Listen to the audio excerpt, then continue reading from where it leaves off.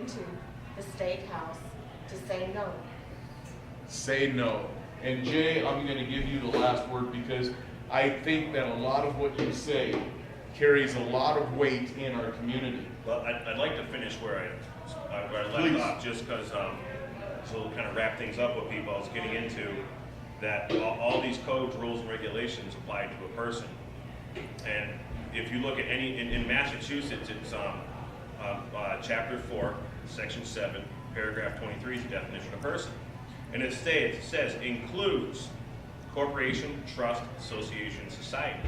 And when the word includes is used in statutory construction, they actually leave out a very important part, the word only. Includes means includes only. This has been ruled on in federal courts. This is a very, very much a staple of statutory construction. If anybody wants to, and I would suggest to you, Kim, pick up a statutory construction manual. It'll blow your mind.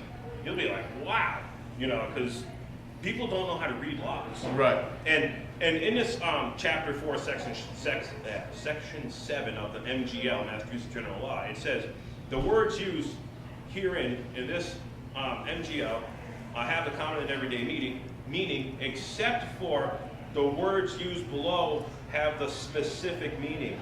So the word person, for example, has a specific meaning. The word motor vehicle has a specific meaning. And in Massachusetts, they give the definition of the word motor vehicle, and the prosecutors love to use this, and they have the cops on the stand, oh, you're operating a motor vehicle, this is a motor vehicle, goes on house, car, truck, blah, blah, blah. But they cut off the last part of it. And in the code, what it says is, this definition is not to be used in a court of law.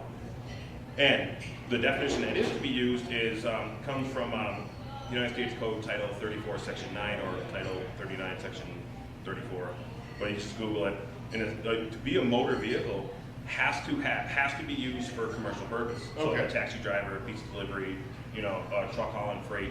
But what people don't understand is they're not persons, but they think they're persons. They refer to people as persons. And nowhere will you ever see a code written that applies to a man or a woman or a person. But yet all the constitutions use the terminology man. And generally when man is used in documents, I mean mankind. Right. And then a lot of times the word people are used. And in fact, the word person is even used in constitutions, but previous to literally the 1860s, Public Law 1864 actually is another good thing that Google, that changed the definition of many words. It changed the definition of the word citizen, whether it's used with a capital C or a lowercase c. It changed the definition of the word state. In fact, if you look up the word state in New York or New Hampshire code definition, it'll say includes District of Columbia. I haven't looked for Colorado yet, but somebody could do that. So whenever the word state is used, it means District of Columbia. But the state of Colorado is a District of Columbia franchise of Colorado. So I've said to prosecutors, this doesn't apply to me. I'm not a person. The code that you're referencing specifically states, doesn't state man, woman, or people.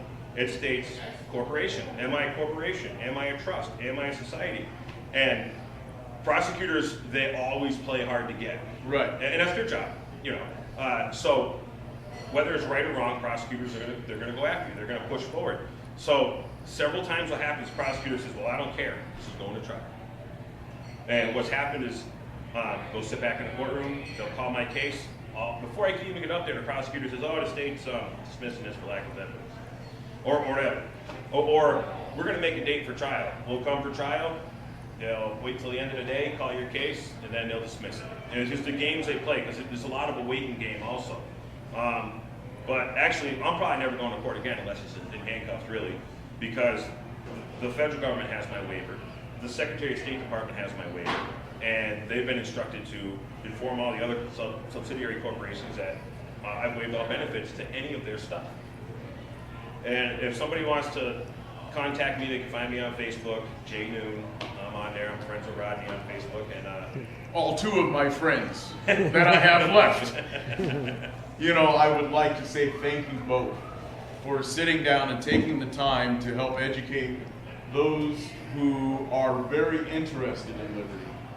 And also present yourselves to some of the people that would like to know more about your campaign. And Jay, as always, thank you very much for sharing this information, and I wish we had more time because you are a wealth of knowledge. You really are, and an encyclopedic type of person, not encyclopedic type of man.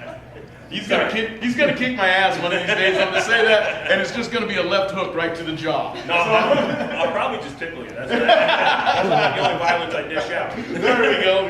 I agree with the non-aggression principle, especially when he's that big. So, thank you guys for showing up. I'd like to invite you to come and visit us more. Get on Kim's campaign, and let's really make a big difference. You guys are the ones that are going to help us become more free. Thank you for your time. Kim's website, maybe. Kim's website, maybe. KimForColorado.com. KimForColorado.com. That's KimForColorado.com. This is iGEM Media Services. It's just you and me. We'll see you next time.